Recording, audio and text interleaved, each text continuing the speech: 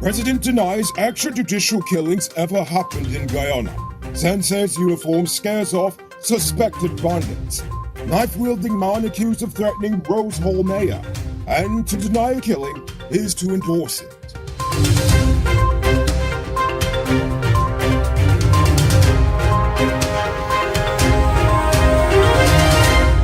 I am the Recall Bulford and welcome to tonight's edition of Uncut News. At a press conference in New York, the president said he cannot respond to questions about extrajudicial killings in Guyana since such killings never existed, claiming that the accusations of past extrajudicial killings are nothing but propaganda made up by the opposition to make the PPP look bad. However, the U.S. State Department and other organizations have specifically referenced the problem of such killings in Guyana between 2000 and 2005. Additionally, in the past year alone, GPF officers have been accused of fatally shooting at least 3 unarmed men under suspicious circumstances. In at least one of the cases, an officer is actually facing a murder charge. The other 2 cases are still under investigation. One of those under investigation is the Orrin Boston case. The president said he believes the police will deliver an impartial investigation and expressed his support for them in this particular matter. Minister of Labour Joseph Hamilton says he supports raising the public service retirement age from 55 to 60.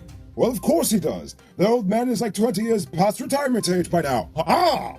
While the retirement age in Guyana is 55, few persons have been sent off as early as 50 years old. But Hamilton believes that 50 and 60-year-olds are still healthy and experienced enough to keep working. A 2016 COI into the public service had recommended raising the retirement age for public servants, noting that there is no age limit for presidents, ministers, advisors, and parliamentarians.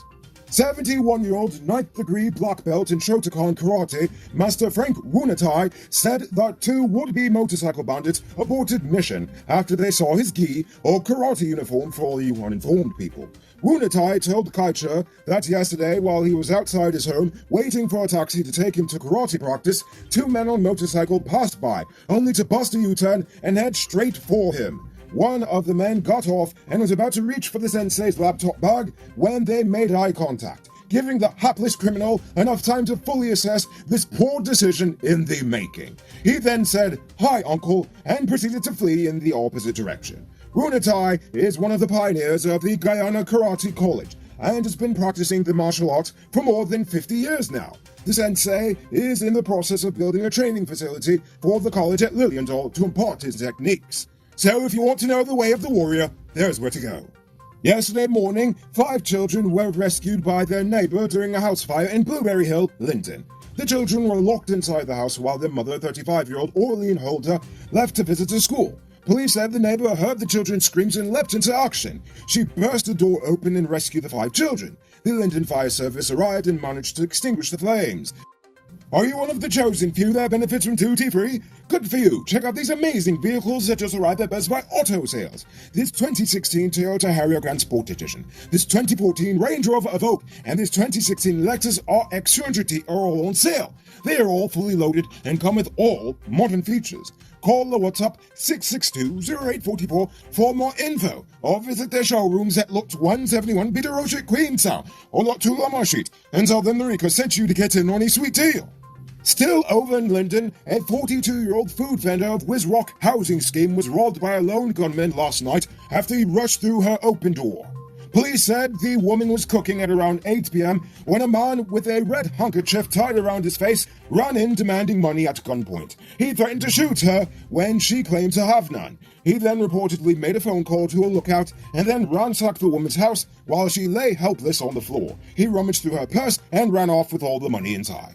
Over in Burpees, a 55-year-old man was arrested yesterday after he allegedly assaulted and threatened to kill the mayor of Rose Hall, 39-year-old Dave Boodoo.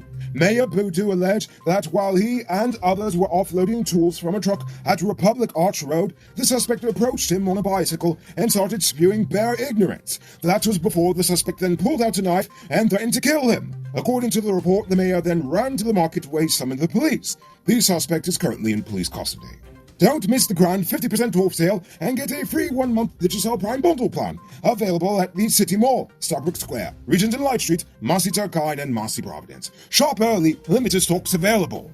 It's now time for today's Runner Report. Today, the nation recorded 252 new cases. There are now 749 persons dead, 33 in the ICU, 3,592 in home isolation, and the total number of confirmed cases around the nation now stands at 30,696.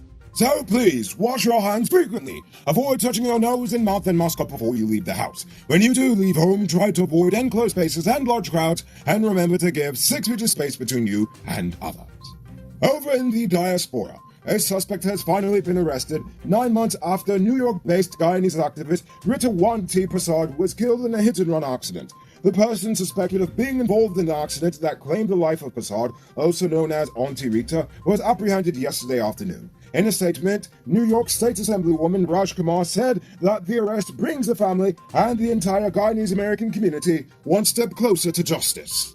On November 11th, the CCJ will commence hearing arguments in Marcus Bisram's appeal against the ruling by the Court of Appeals for him to be committed to stand trial for the October 2016 murder of Fayez Narindat. Given the ruling that was handed down on May 31st, Bisram was expected to be placed on remand, but since he filed an appeal with the CCJ, the court granted an order pardoning him from incarceration until the hearing and determination of the matter.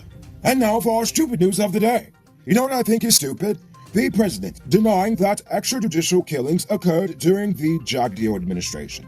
He dismissed the shootings as being propaganda from the opposition. But the fact of the matter is, several organizations, including the US government, have confirmed that these killings did happen. It did happen, and it continues to happen. All for the simple fact that as long as a cop kills a human being outside of defending their life or civilian lives, it is considered an extrajudicial killing. Period. Whether the victim committed a crime or not is irrelevant. In a working democracy, the courts determine a suspect's guilt and whether they are eligible for the death penalty, not the police. Never the police. Here in Guyana, one can debate the racial motivations of police shootings all day. One can even debate the number of legitimate kills they commit. But what is non-debatable is that the police killed people without giving them the dignity of a fair day in court. And in many of these cases, the persons who pulled the triggers were given some level of support from the state. One can debate the level of state support they received, but at the end of the day, it happened. And because rogue elements were allowed to operate in the force for so long, people are even afraid to admit that it even ever existed. So they lie about it ever happening out of fear of being the next victim of the police's boogeyman. Our president is currently playing a dangerous game of historical revisionism for the sake of politics, a powerful and effective tactic used by many authoritarian regimes. And last time I checked, we were living in Guyana, not the Soviet Union. We cannot allow our leaders to lie about serious human rights violations such as these, because to deny an atrocity is to endorse it, which is surely something no right-thinking leader should ever do. Instead, I would challenge the president to actually take the issue head-on and truly begin the process of cleaning house of the police force, as well as the healing of the nation for the victims of those shootings. But instead, he'd rather deny that this nation's police even has a problem with illegally killing people in the first place. And if you ask me, that is pretty stupid.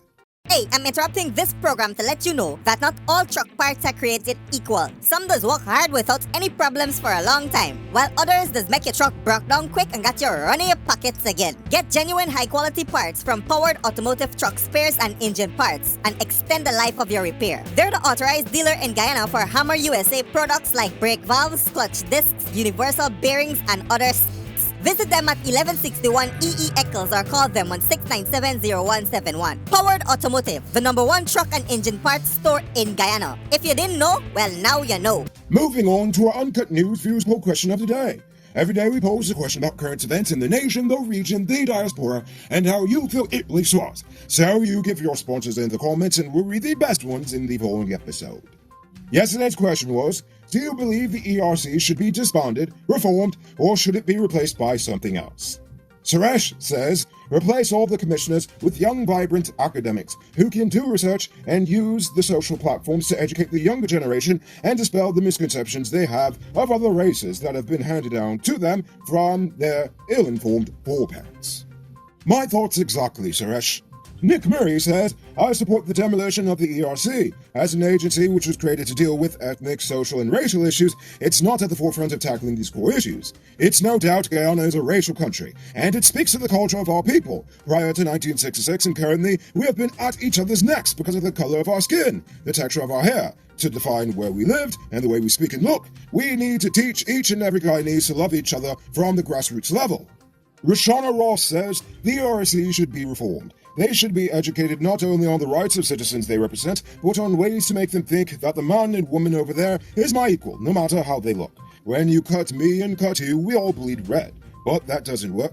Clearly telling me about rights doesn't work either. Racism is psychological before it becomes verbal or physical or anything else. It's like the ERC dealing with law. Indeed. So for tonight's question, does the president's statements regarding extrajudicial killings concern you at all? Think about that question and tell us in the comments below. If your response is good enough, we just might feature it in our next episode. Anyway, that's all the time we have for tonight. Check us out Monday for another. Until then, I'm Enrico Bulford saying, have a great weekend. And as always, don't drink and drive, or you'll end up on Monday's episode the hard way. Ha-ha! Good night, folks. Hey Uncut News viewers, thanks for watching. You can subscribe by clicking on this button over here, or click over there for more news. You can also drop a comment to let me know if you've made it to the end of the video. Goodbye for now.